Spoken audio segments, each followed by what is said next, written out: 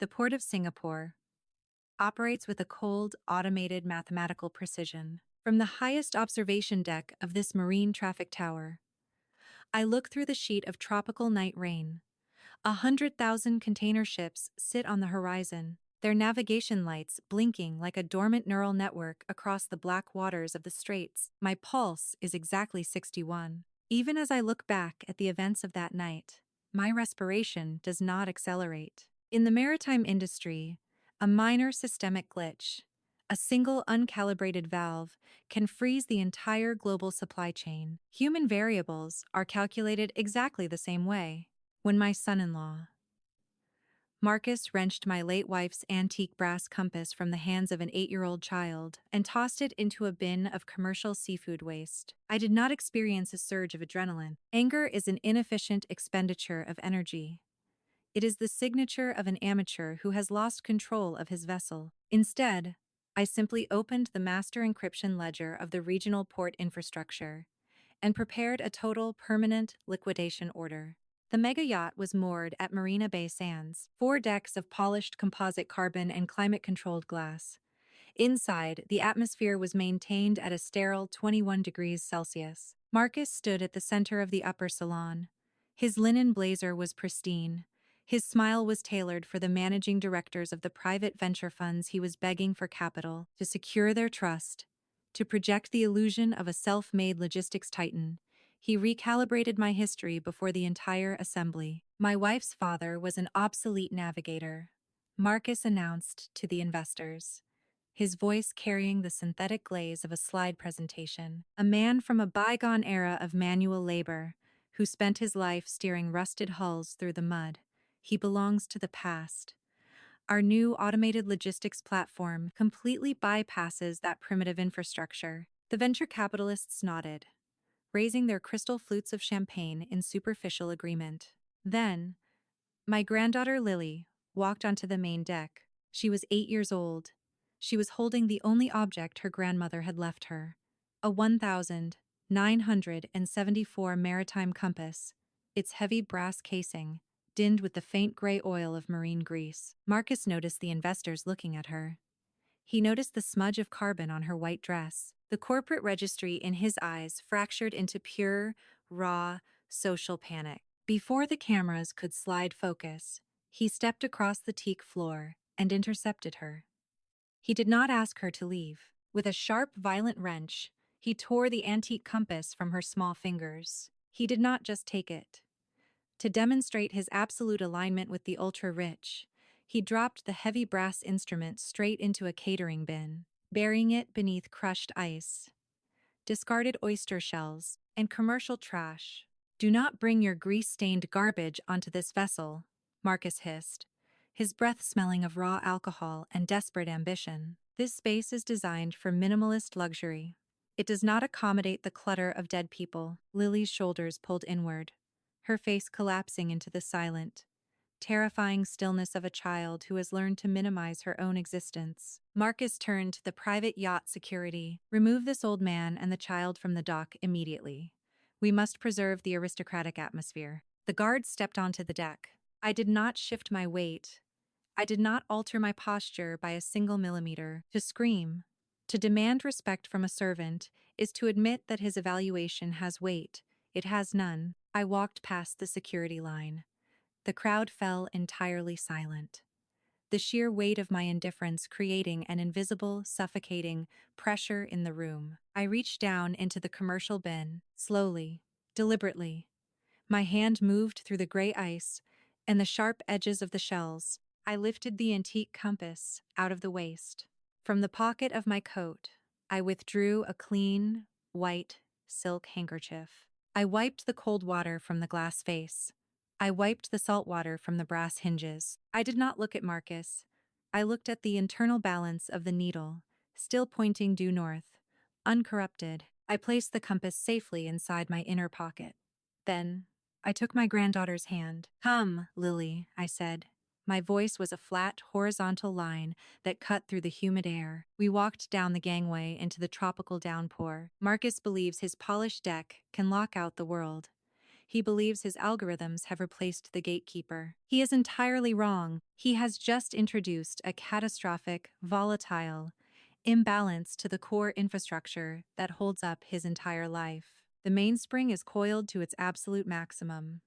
The countdown has officially begun. The compression is total. I do not retaliate with noise. Noise is the frantic, unstable weapon of the powerless. I take Lily back to the old teak cottage in Changi, far away from the artificial neon glare of Marina Bay, where the air smells of wet earth and deep salt. I do not check the social registries. I do not call my corporate attorneys. I sit in the absolute dark of my study. Outside, the tropical storm batters the coastline. Inside, only the rhythmic, mechanical, unyielding tick of my 1,968 marine chronometer. A perfect cadence, 60 seconds to a minute. 60 beats of absolute, crystalline precision. My silence is a heavy variable. It is a psychological vacuum that slowly begins to drain the oxygen from his empire across the city. 41 years spent navigating the blue water. I look at my palms in the faint green luminescence of the radar monitor. The skin is permanently leathered, scarred by steel docking cables and the slow, corrosive etch of salt water. They see an old captain in a worn raincoat. They do not understand the level of my clearance. They do not know about the Maritime Heritage Fund, the absolute, independent financial fortress I secured before his logistics company even existed. I slowly unscrew the knurled brass cap on the gimbal axis of my wife's compass. Inside the core, protected by a waterproof vacuum seal, rests a solid-state hardware key, the Sovereign Tier Access Drive. I slot the drive into my secure terminal. The automated maritime map initializes. I see his ships, 3 red triangles blinking out in the gridlock of the Singapore Strait. I do not execute an aggressive command. I simply decline to provide the automated manual override.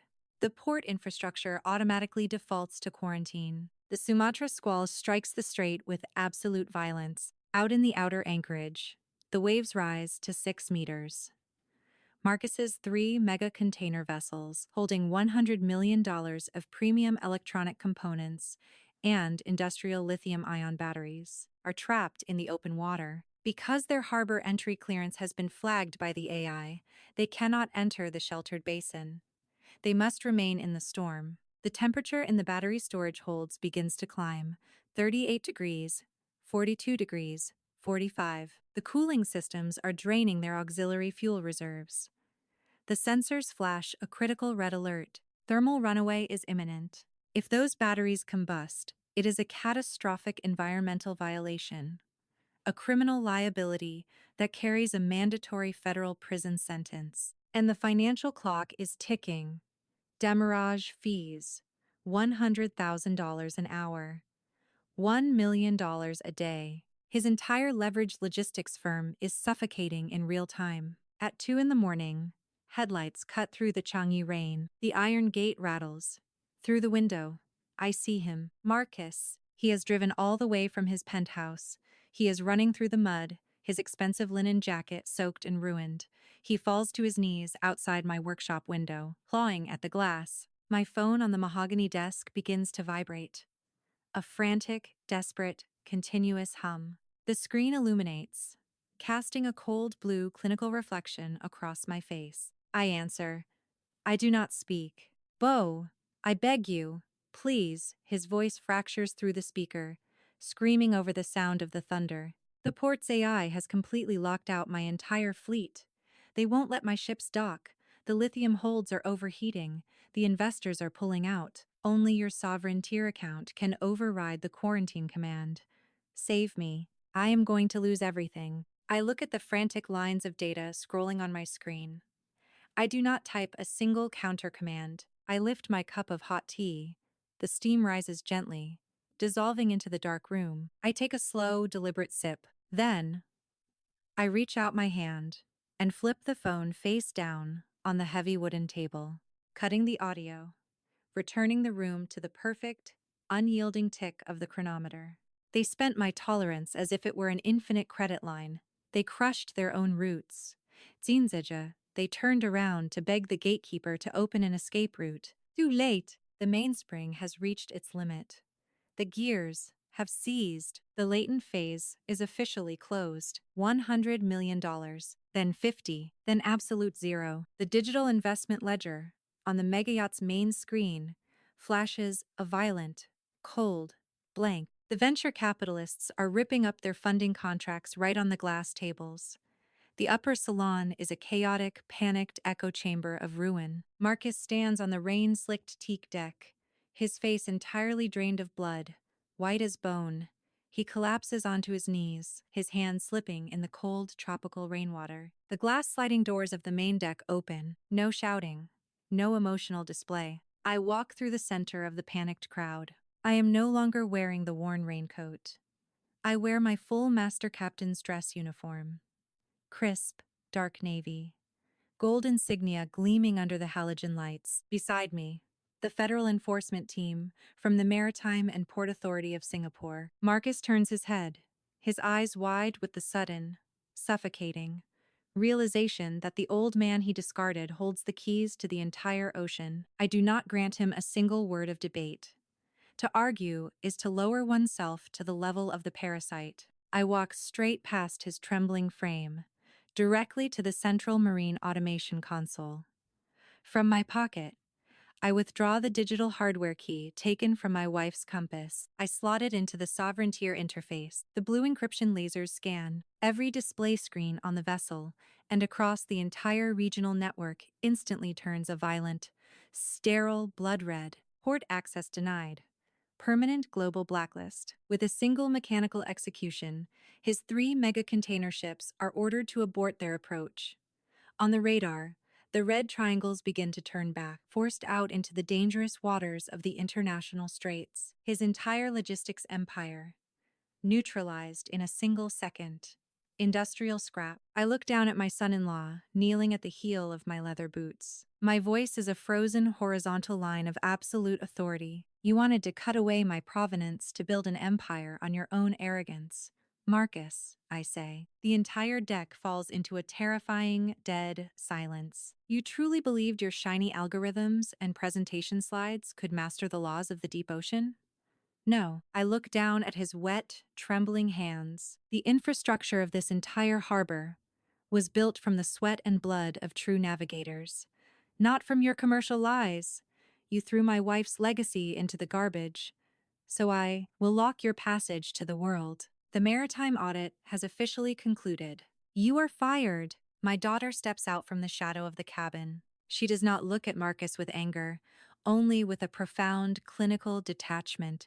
She slips her platinum wedding ring off her finger and drops it into the rain puddle beside his knee. She takes my granddaughter Lily by the hand, and they step behind my shoulder. The Federal Maritime Police step forward. They grab Marcus by his wet collar, dragging his broken, weeping body across the teak deck to place him in iron handcuffs for gross navigation fraud. I pick up my late wife's brass compass from the console. I walk down the gangway into the cool morning air. Behind me, the system has been returned to its baseline. The necrosis has been excised. The harbor has been completely purified.